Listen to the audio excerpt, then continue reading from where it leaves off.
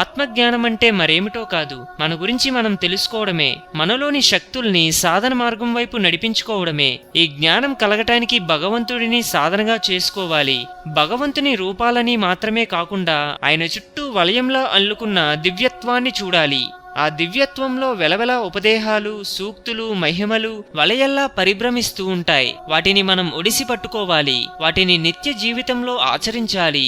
ఏది మంచి, ఏది చెడు, ఏది ప్రగతికారం, ఏది ప్రతిబంధకం అనేది తెలియాలంటే భగవంతుని ఉపదేశాలు మరియు ముఖ్యంగా వాటిలో నీతిని గ్రహించాలి. అప్పుడే మంచి నడవడికను నేర్చుకోగలుగుతాం, ఆదర్శ నిలయమైన వ్యక్తిత్వాన్ని తీర్చిదిద్దుకోగలుగుతాం. మనకు ఏది కావాలో ఏది వద్దో తెలుస్తుంది, మన లక్ష్యమేమిటో స్పష్టంగా కనిపిస్తాయి. వాటిని సాధించుకోవటానికి చేసే ప్రయత్నాలు విజయవంతమవుతాయి. అప్పుడే మానవ జన్మకు సార్థకత.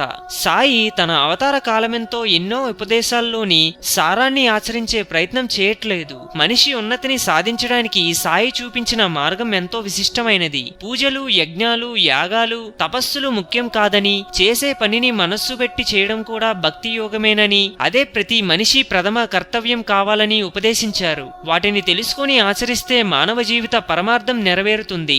సాయి ఒక సందర్భంలో నా వద్దకు వచ్చే వారి కోరికలు తీరుస్తానని వాగ్దానం చేశారు.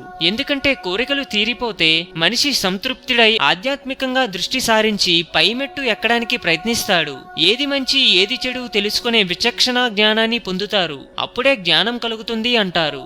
హిందూయిజం గురించి మరెన్నో గొప్ప గొప్ప విషయాల్ని తెలుసుకోవడం కోసం మా ఛానల్ని సబ్స్క్రైబ్ చేయండి. ఈ వీడియో మీకు నచ్చినట్లయితే లైక్ చేయండి, షేర్ చేయండి.